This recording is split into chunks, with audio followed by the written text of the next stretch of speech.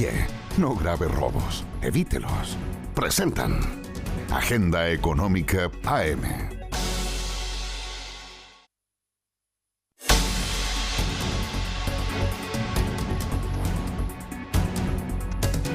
¿Cómo están? Muy buenos días. Son las 8 de la mañana con 1 minuto y comenzamos Agenda Económica edición AM para esta semana corta, cerrando ya esta semana previa al fin de semana santo. Gracias por acompañarnos. Día jueves 17 de abril, eso sí, con cara de viernes para nuestro país al menos. Vamos a estar revisando en 30 minutos los datos más importantes del día, los temas que están marcando pauta, comenzando primero por lo que ocurre con los indicadores. Como siempre, el punto de partida tiene que ver con los números del día. Y vamos a comenzar a nivel local, resaltando lo que ha ocurrido con el precio del dólar en particular, que ayer tuvo una caída, llegó a los 968 pesos en el mercado local, y después de una caída de más de 0,2%. Mientras que el IPSA, en tanto, sigue subiendo y llegó a los 7.710 puntos. No solo ha mostrado fortaleza el indicador selectivo de la Bolsa de Comercio local, sino que ha logrado ir recuperando ya esos niveles récords que había registrado antes de que Donald Trump revolviera todo a nivel internacional con el anuncio de aranceles. Ayer tuvo un alza de 0,2%, no muy fuerte, pero suficiente para estar cerca de estos niveles históricos. ¿Y qué acciones subieron con más fuerza? Oxiquim subió más de 8%, Las Condes más de 3,9%, Cristales 3,7%, SMU 3,3% y Mall Plaza 3,3%, algunos de los papeles que tuvieron los mejores rendimientos en un día positivo y para una semana en general que ha sido súper favorable para la Bolsa de Comercio a nivel local. De hecho, el IPSA subió desde los 7.376 puntos a comienzo de semana a 7.710 puntos en el cierre del día de ayer al menos. Ya veremos qué pasa hoy por lo menos. Las bolsas a nivel internacional las vamos a revisar en minutos. La UF, por otro lado, tiene un valor para el día de hoy de 38.991 pesos en esta jornada. Veamos lo que está pasando a nivel internacional. Ya les contaba que echaremos un vistazo también a las bolsas a nivel internacional que hoy día están en terreno algo más pesimista. En Europa, por ejemplo, caídas cercanas al 0,7%. En Asia, más temprano, China también cerró en terreno negativo. La excepción la marcó Japón con un alza de 1,3%. Y todo esto en medio de los anuncios y las noticias que se siguen conociendo sobre el plan arancelario de Donald Trump. El último de ellos, el que tiene que ver con la imposición de aranceles, por ejemplo, a la importación de semiconductores en Estados Unidos, una pieza fundamental en la industria tecnológica del día de hoy. Bueno, eso llevó a la baja y con fuertes caídas al indicador tecnológico. El Nasdaq cayó más de 3%. Las acciones de Nvidia, que habían sido uno de los papeles más importantes de los últimos meses, bueno, también cayeron más de 7% y el Standard & Poor's lo hizo en 2,2%. En ese escenario, el cobre hoy día transa a la baja, $4.58, y el petróleo, por otra parte, en $62 por barril, los datos con los que partimos esta mañana. Echamos un vistazo también, 8,4, a los titulares de los medios a nivel nacional. Vamos a dar un vistazo a lo que ocurre con la prensa local, partiendo por el diario El Mercurio. Ojo con esta información, es súper interesante lo que trae El Mercurio esta mañana respecto a una investigación que ya ha abierto Contraloría respecto al Servicio de Impuestos Internos. Lo que dice el diario El Mercurio es que está indagando eventuales irregularidades en el avalúo de bienes raíces agrícolas. Este ha sido un tema bien controvertido, sobre todo porque muchos propietarios denunciaban que hubo un aumento desmedido en el pago de contribuciones, con algunos casos que denuncian llegaron a subir los impuestos territoriales en cerca de 8.000% en el último reajuste que hizo el Servicio de Impuestos Internos. Desde el servicio reconocen que ya fueron notificados sobre este tema y que van a aportar los antecedentes que se requieran en la indagatoria. El servicio, en todo caso, está bajo la lupa debido a este proceso de reavalúo 2024 que sirvió precisamente para la base imponible del cálculo de impuesto territorial. Hubo reacciones a nivel político. Desde el Congreso, la diputada Paula Labra decía que no se podían seguir perjudicando a los agricultores por errores de este tipo. Y por otro otro lado, abogados en esta nota del Mercurio destacan también que se indaga sobre la legalidad de ciertas gestiones y valoran el hecho de que se realice una revisión y determine si es que hubo errores en el proceso. Y si es que así ocurrió, bueno, que tenga que ser subsanados esos errores. Es parte de lo que destacan entonces en esta crónica que trae hoy día el diario El Mercurio. Bien interesante, como decíamos, por el efecto que esto ha tenido y por las denuncias también de reavalúos que han sido calificados por muchos propietarios como desmedidos o exagerados. Los montos ya los revisábamos recién. Y a propósito del Servicio de Impuestos Internos, un poco más abajo, si bajamos ahí en la portada, si me ayudan desde el estudio, podemos ver también otro titular que trae el Mercurio respecto al servicio. Corrigen 5 puntos a la baja el promedio de evasión en las empresas. Un nuevo estudio cuando se compara el periodo 2018-2020 de acuerdo a la brecha que hoy día habría en incumplimiento tributario. Esa corrección, esa baja es bien interesante porque sobre estos cálculos se estaban tomando decisiones respecto a políticas públicas, cuáles eran los puntos que había que reforzar desde el punto de vista del combate de la evasión y la elusión. Se hicieron sobre esas estimaciones. Bueno, ahora hay una corrección en el último estudio actualizado del Servicio de Impuestos Internos. Lo detalla también el Mercurio.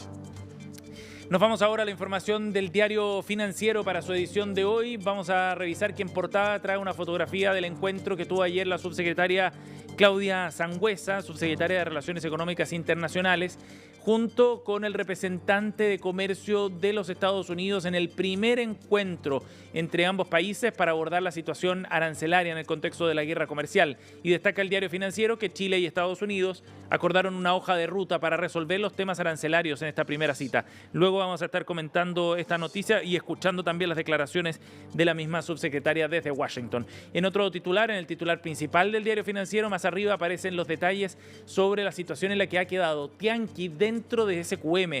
Destaca que ha quedado sin restricciones en el directorio de la minera no metálica y busca opciones para frenar un acuerdo con Codelco. Esto tiene que ver con las condiciones que impuso la Fiscalía Nacional Económica en el año 2017, cuando ingresa a 2018, cuando ingresa a la propiedad de SQM. En ese momento la Fiscalía le dijo, ok, usted puede entrar a la propiedad, pero con algunas restricciones respecto a quienes puede nominar en el directorio. Esas restricciones han terminado y puede suponer una pequeña ventana para que Tianqi avance en su intento de frenar este acuerdo con Codelco. Se ha opuesto en distintos escenarios, lo ha planteado en el Congreso incluso, es lo que trae el diario Financiero en su portada. Y nos vamos al diario Pulso, por último, para ver también qué es lo que trae el suplemento de Economía y Negocios del diario La Tercera y revisar algunos aspectos y otros ángulos precisamente de estos temas que son los más importantes.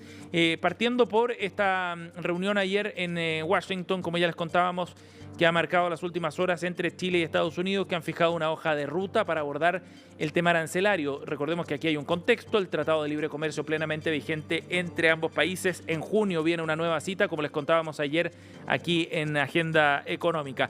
Por otro lado, el tráfico aéreo en Chile anota récord en marzo, más de 8 millones de pasajeros, es lo que destaca Pulso también en otro titular. Y por último, destaca también en sus titulares cómo Nvidia y una alerta de la Fed sobre la economía de Estados Unidos derrumbaron a Wall Street ayer en un día bien negativo, tema que ya comentábamos en el análisis de los datos del día. 8,9 los titulares a esta hora en la prensa nacional. Bueno, vamos de inmediato entonces a revisar lo que ocurrió ayer en esta reunión. Les contábamos Claudia Sangüesa, la secretaria de Relaciones Económicas Internacionales de nuestro país, viajó hasta Washington para reunirse con su contraparte norteamericana en el contexto de esta guerra comercial abierta por Estados Unidos y del establecimiento de un arancel de 10% para buena parte de la canasta exportadora de Chile a ese mercado. Y en este primer encuentro, que tenía por objetivo fundamentalmente un cara a cara, acercamientos entre ambas partes y plantear los primeros puntos de vista, se generaron ya algunos grandes temas a conversar. Uno de ellos, por ejemplo, tiene que ver con economía digital, donde aparecen temas que son importantes desde el punto de vista estratégico para Estados Unidos. Otros temas relacionados a la seguridad económica, lo que tiene que ver con inversiones fundamentalmente, y también destaca hoy día Diario Pulso, por ejemplo, la certeza jurídica y barreras que no tienen que ver con aranceles. Bien interesante porque traza de alguna manera el mapa en el que se va a desarrollar este tipo de conversaciones. El asunto no tiene que ver fundamentalmente, o no solo al menos, con un arancel más o un arancel menos, sino que tiene que ver con otros temas que desde el punto de vista estratégico para Estados Unidos son importantes y que se apalancan en la negociación arancelaria. Por lo tanto, este 10% quizás termine variando en el futuro, pero irá de la mano de otro tipo de medidas eventualmente que puedan adoptar ambos países para proteger esos intereses que Estados Unidos quiere defender en este contexto. Desde ese punto de vista, el diario El Mercurio aportaba datos bien interesantes en su crónica de hoy respecto a este encuentro, porque planteaba que uno de los temas importantes tiene que ver con el control de inversiones respecto a cómo Estados Unidos está observando el ingreso, por ejemplo, de China en determinados sectores estratégicos en nuestro país. Ese tipo de aspectos son los que ya asoman como puntos de partida. Recordemos que esta es una primera conversación, en junio viene otra, pero de todas maneras deja una sensación optimista, digamos, en la delegación chilena. Vamos a escuchar a Claudia Sangüesa, la subsecretaria de Relaciones Económicas Internacionales. Tuvimos una buena primera reunión con el representante de comercio de Estados Unidos, donde acordamos trabajar en una hoja de ruta conjunta que nos permita avanzar en materias de barreras no arancelarias, comercio digital y seguridad económica, en el marco también de lo establecido en nuestro acuerdo de libre comercio. Claro, hay un tratado de libre comercio, eso está plenamente vigente y sobre esa base se están generando estas conversaciones que, como decíamos, en todo caso lo que buscan es primero establecer un puente de diálogo y de conversación. Y hay señales que son interesantes en este punto de vista, desde el aspecto comunicacional, por ejemplo. Los invito a que revisemos un tuit que publicaba ayer la USTR, que es la representación oficial comercial de los Estados Unidos. Y ahí aparece en pantalla precisamente lo que ha hecho ayer con esta publicación. Hoy el embajador Greer, se refiere a Jamieson Greer, se reunió con la viceministra para el comercio, Claudia Sangüesa, para discutir aspectos de comercio recíproco. La administración Trump continuará relacionándose con nuestros socios comerciales para enfrentar barreras comerciales y otros aspectos de la política comercial que está empujando Donald Trump, dice en síntesis este posteo. Es una señal importante y claro, esta oficina respondió rápido al llamado de Chile, se generó una reunión en cosa de semanas y esa primera reacción, el hecho de que se haya abierto ya un espacio de conversación, aparece como una señal importante. Estas conversaciones las está mirando muy de cerca el sector exportador chileno. Ayer conversábamos con el presidente de Salmon Chile, Arturo Clement. Esta fue su visión sobre lo que está ocurriendo. Nos juntamos con el ministro Marcel y todo su equipo, donde también revisamos los efectos, la estrategia y los futuros pasos que el gobierno de Chile junto con el sector productivo va a realizar para tratar de levantar el arancel, como también, y lo mismo en la reunión de ayer en la Cámara de Diputados, levantamos las brechas y todo lo que hemos llamado como los aranceles invisibles y que tienen que ver con todas las trabas normativas que debemos acelerar ahora para mejorar la competitividad que se hace aún más evidente en esta situación compleja. Ahí estaba entonces la visión desde el sector exportador salmonero respecto a la importancia de estos encuentros y a tratar de resolver esto pronto. Son más de 1.500 millones de dólares, de acuerdo a una minuta que publicaba ayer la Subrey sobre el comercio entre Chile y Estados Unidos, de salmones en particular que van al mercado norteamericano. Esa es la envergadura entonces de lo que está en juego, del monto que está en juego para el sector productivo nacional y así con otros más, en el cobre, en el litio, miran con mucha atención lo que está ocurriendo, en el sector frutícola, ni qué decir, por la importancia que tiene el mercado norteamericano y los efectos de estas conversaciones. Bien, nos vamos a ir a otro tema, son las 8:14, vamos a revisar ahora detalles de lo que ocurrió ayer con las reacciones que hubo en el mercado local tras el anuncio de la Comisión de Mercado Financiero sobre una investigación abierta respecto a representantes legales y ex ejecutivos y parte del directorio de Sartor, esta administradora general de fondos que está en un proceso de reestructuración, de liquidación y que ha derivado entonces en esta investigación por parte de la entidad reguladora que es la CMF, con cargos bien importantes respecto, por ejemplo, a la entrega de información falsa al mercado. Ayer la presidenta de la Comisión para el Mercado Financiero, Solange Bernstein, estuvo en una pauta pública en la que pudimos conversar y consultarle sobre las razones por las que la CMF ha llevado adelante esta indagatoria. Escuchemos qué fue lo que dijo ayer. cuando nosotros encontramos que hay un problema en una institución financiera que requiere una acción temprana para proteger justamente a los aportantes, depositantes, asegurados, dependiendo del tipo de industria, nosotros podemos ejercer, tenemos la facultad legal, de intervenir una institución o de tomar medidas de supervisión. En este caso en particular, esas medidas de supervisión se tomaron porque encontramos que en esta entidad teníamos conflictos de interés que se manifestaron a través de la inversión en instrumentos relacionados con los administradores, directores. Cuando ya vamos a llegar a una etapa sancionatoria, eso sigue un proceso en el cual se investigan estas potenciales infracciones de norma. Y para eso la unidad de investigación es la que interviene, hace la investigación propiamente tal, llega al convencimiento de que efectivamente hay mérito para una formulación de cargo, lo que ocurrió en este caso, y el Consejo, en este caso en particular, decide hacer esa formulación de cargos pública. Eso no es tan habitual, a veces la formulación de cargos se mantiene en reserva hasta que ocurren los descargos y finalmente se decide por una sanción. Por lo tanto, esto todavía está en proceso, hay distintas personas involucradas justamente en la formulación de cargo, además hay un embargo sobre las acciones de Azul Azul, pero siempre pensando justamente en la protección de los aportantes y la protección del mercado. Ahí estaban los detalles entonces del proceso sancionatorio que ha abierto la CMF en contra de estos 8 personajes vinculados a Sartor AGF, la administradora general de fondos que está en un proceso de liquidación con acusaciones graves, como decíamos, respecto a ellos por lo que ha significado digamos, el desmoronamiento, digamos, de la administradora de fondos. Los acusan fundamentalmente de no actuar con debida diligencia en la cautela de fondos, de proporcionar información falsa al mercado, entre otros delitos.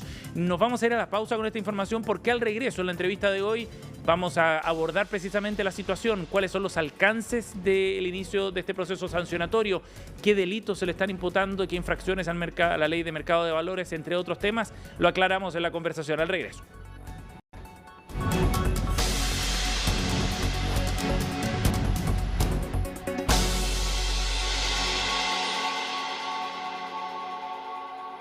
Conozca el nuevo sistema de emergencias 911.cl de Tepillé. Con este nuevo sistema... Pero para, Emilio, ¿cómo otro nuevo sistema de seguridad? Si son todos lo mismo, tú sabes. No, pues Pancho, este es un sistema de seguridad personal. ¿Cómo personal? Con este pequeño botón puedes solicitar ayuda 24/7 y puedes avisar de asaltos, encerronas, portonazos e incluso emergencias médicas. Maravilloso. Lo contrato al tiro. Y ahora por lanzamiento incluye rescate unidad coronaria móvil gratis. 911.cl de Tepillé.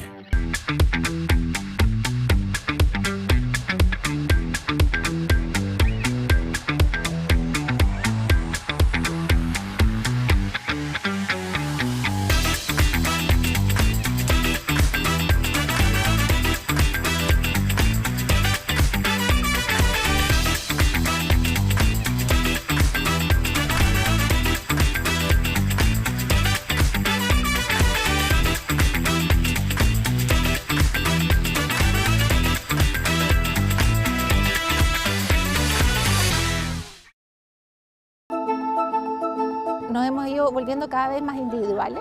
Necesitamos menos de nuestros pares. Cada vez tenemos menos amigos, cada vez confiamos menos en la gente. Queremos volver a encontrarnos. Tenemos mucho más posibilidad de construir un nosotros. La diversidad nunca ha sido mala. Y siempre es bueno el diálogo. Mirarnos a los ojos, ver que los dos somos seres humanos. Pero no sabemos cómo. Yo nunca, la verdad, había estado frente a un fiscal, solamente en el tribunal nomás. Tienes que ganarle a la vida cuando sufres una privación de libertad desde muy pequeño. Si le ganas a la vida en ese sentido, no solamente la ganas tú, la ganan también tus hijos y ganan oportunidades para que puedan en el fondo enfrentar este mundo que es bastante complejo. Ven a ser parte de Pares Impares. CNN siempre.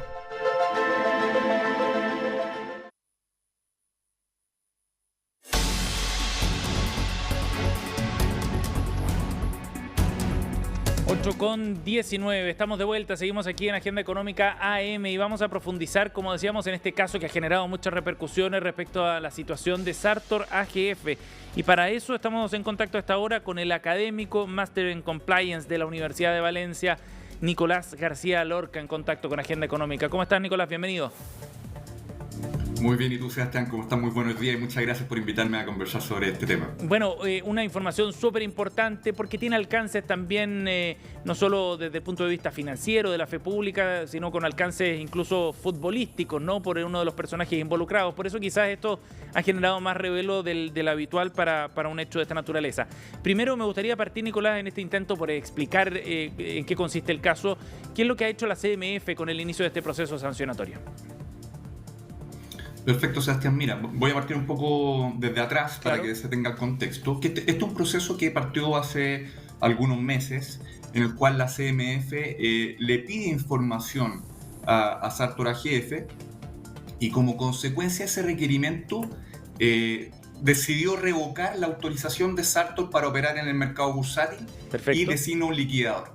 Y básicamente lo que señala la CMF es que existen ciertas irregularidades o posibles irregularidades en la AGF, principalmente relacionadas con conflictos de interés.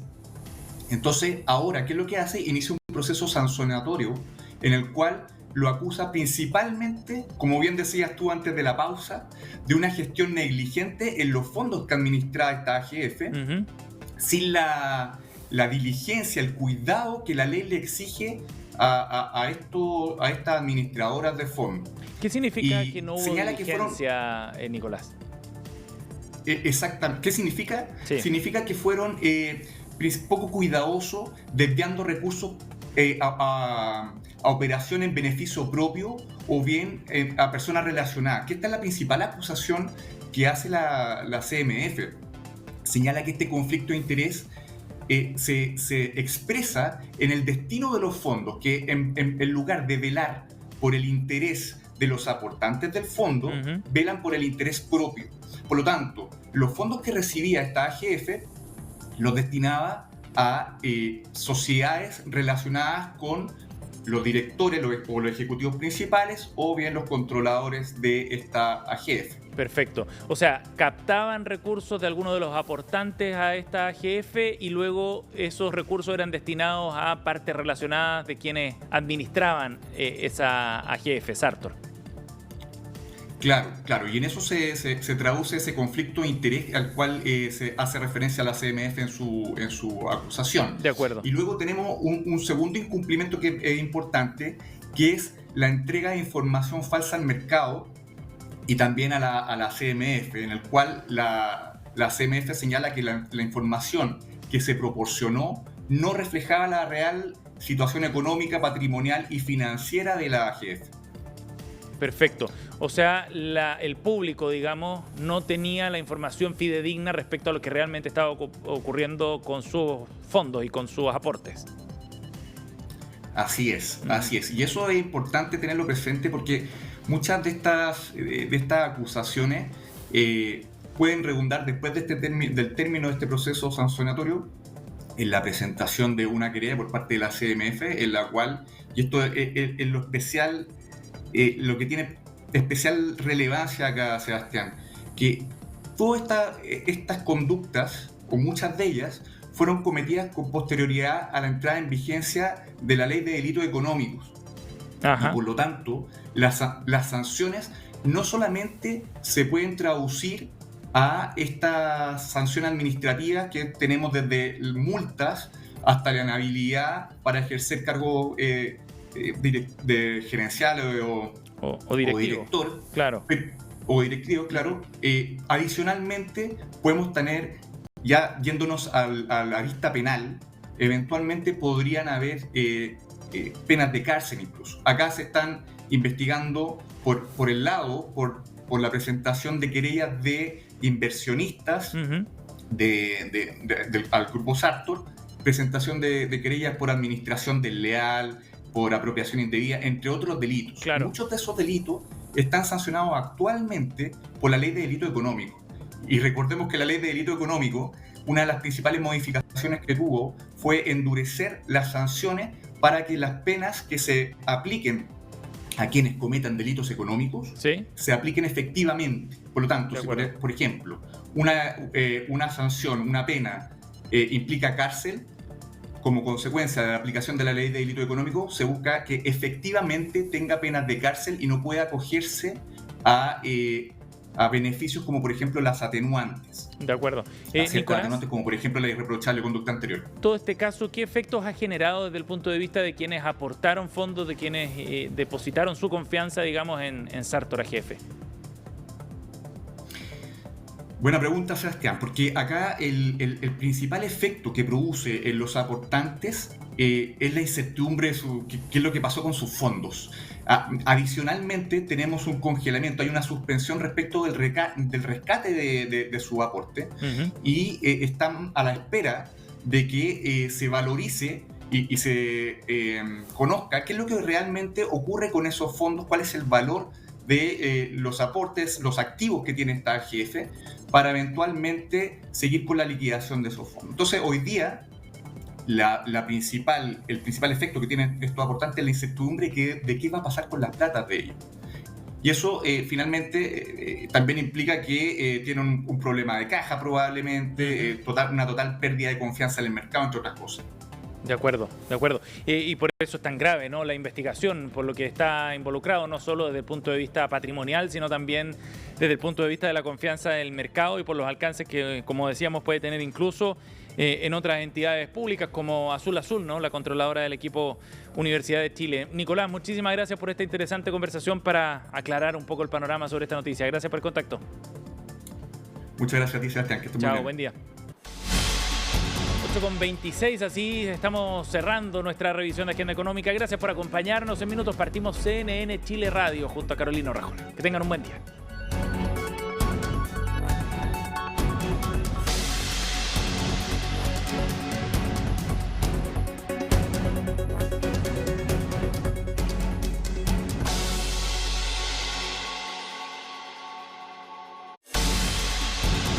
Te pillé. No grave robos. Evítelos. Presentaron Agenda Económica AM.